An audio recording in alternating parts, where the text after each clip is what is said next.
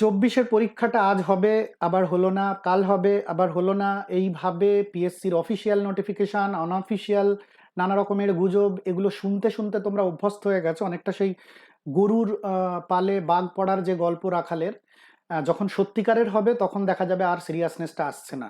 এই যে অপেক্ষার অভ্যাসে পরিণত হয়ে গেছে। তো আমরা আজকে এখানে একটু বিষয়টা আলোচনা করবো, একটু যৌক্তিক আলোচনা করব।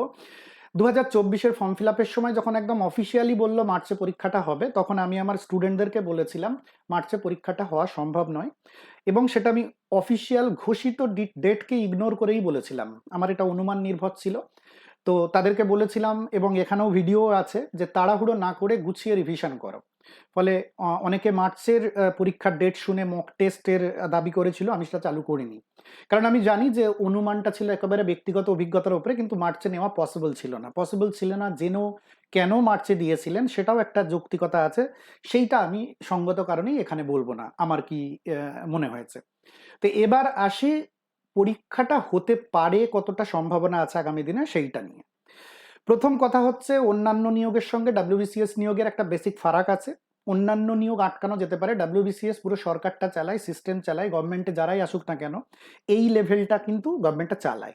ফলে এই সিস্টেমে একটা লাগাতার প্রমোশন এবং রিটায়ারমেন্টের মাধ্যমে যে গ্যাপটা পুরো খালি হয়, সেটা নতুন রিক্রুটমেন্টের মাধ্যমে সেই ধারাবাহিকভাবে প্রসেসটা চলতে থাকে।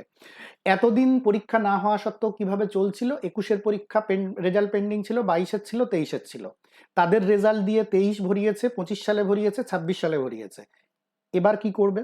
24 পরীক্ষা নেই, 25 পরীক্ষা নেই, 26 পরীক্ষা নেই। তাহলে এই যে গ্যাপটা তৈরি হবে অ্যাডমিনিস্ট্রেশনে, সেটা কিন্তু দ্রুত পূর্ণ করতে হবে। প্রথমত এটা নিট, আমি যৌক্তিক অনুমানটা বলছি কি কি বিষয়।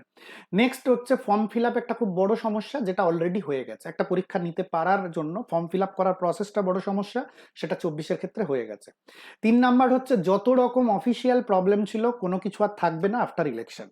যত রকম লজিস্টিক অসুবিধা ছিল, স্কুল পাওয়া ইত্যাদি ইত্যাদি, সবটাই বাধা কেটে যাবে। সুতরাং, এবং নেবে নতুন সরকারকে গুছিয়ে ওঠারও কোনো তাগিদ নেই, কারণ নেবে যে বোর্ড সেটা হচ্ছে পিএসসি।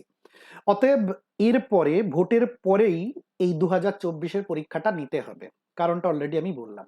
পরে মানে অ্যাজ আর্লি অ্যাজ পসিবল। আমার অনুমান জুন মাসে নেওয়ার চেষ্টা করবে সর্বাধিক, না পারলে জুলাই। এবং মেনটাও এবছরের মধ্যেই, ডিসেম্বরের মধ্যেই শেষ করবে। তারও কারণ বলেছি যে ওই ধারাবাহিক পাইপলাইনের মধ্যে রাখতে হবে। ঠিক একই কারণে 25টাকেও ওই রিক্রুটমেন্টের পাইপলাইনে ঢোকানোর জন্য প্রিলিমসটাও এই 2026-এই ডিসেম্বর মধ্যে নেওয়ার একটা প্রবল সম্ভাবনা রয়েছে। এখন যারা পুরো তৈরি তাদের সমস্যা নেই, 2024-এ যেভাবে সময় পাবে অ্যাকর্ডিংলি তারা 360 ডিগ্রি অ্যাঙ্গেলে সিরিয়াস হয়ে কিন্তু প্রিপারেশনটা শুরু করে দেবে, এবং সেটা অত্যন্ত জরুরি, ইম্পারেটিভ। সমস্যাটা বাকিদের নিয়ে, যারা নতুন, যারা প্রস্তুতি নিম্নমানের, মধ্যমানের, আগছালো, তাদের ক্ষেত্রে কি করা উচিত? এই মুহূর্তে দাঁড়িয়ে, যেহেতু দুটো পরীক্ষার বছর, দুটো কিন্তু পরীক্ষাটা খুব কাছাকাছি, হিট অ্যান্ড ট্রায়াল মেথডে 24টাকে দেখে নিয়ে 25টা দেখার কিন্তু অবকাশ পাবে না। কারণ তখন দুকুল যাবে। 2024-25-এর প্রক্রিয়া যদি দুকুল যায়, 26-এর প্রক্রিয়া অনেক পরে। তো 2025টার জন্য যদি তুমি এক্ষুনি শুরু করো, যারা নিম্নমানের প্রস্তুতিতে রয়েছে বা ফ্রেশার্স রয়েছে, তাদের বলবো 25টাকে টার্গেট করে এক্ষুনি যদি শুরু করো, তাহলে আনুমানিক 6 মাস সময় পাবে তুমি ফার্স্ট স্টেপ অর্থাৎ প্রিলিমিনারি পরীক্ষা দেওয়ার, যদি আমার অনুমানটা ঠিক হয়। সুতরাং সেটা অসম্ভব নয়, কিন্তু খুব সিরিয়াস ধারাবাহিকভাবে শুরু না করলে কিন্তু এটা একটা বিরাট ঝুঁকি। সুতরাং মেপে পা ফেলাটা খুব জরুরি। দয়া করে কটা রিলস দেখে আর কটা অনলাইন কোর্সে এনরোল করে দিয়ে এটা উদ্ধার হবে না, আগেও বলেছি আবারও বলছি। ঠিক কি করা উচিত এই সময়? একটু বিস্তারিত ইনসাইটে গিয়ে নিজেকে অ্যানালিসিস করে মেপে দেখে নিয়ে বুঝে নেওয়াটা দরকার। এর জন্য তোমরা যারা সত্যিকারের সিরিয়াস পরীক্ষার্থী, তারা আমার সাথে কথা বলতে পারো।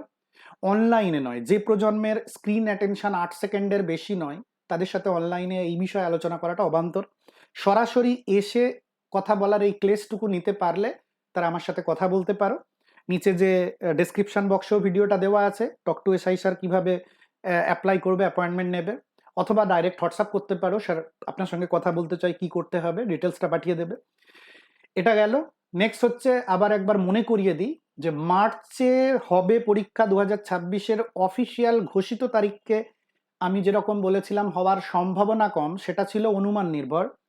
এই যে 24-এর পরীক্ষা 26-এর মধ্যে মেন কমপ্লিট করার যে সম্ভাবনা, বা 25-এর পরীক্ষাটা 26-এর মধ্যে শুরু করার যে সম্ভাবনা, এটাও কিন্তু আমার একটা অনুমান। তবে অভিজ্ঞতার নিরিখে একটা যৌক্তিক অনুমান। তো তুমি কতটা নির্ভর করবে, দ্য চয়েস ইজ ইয়োর্স।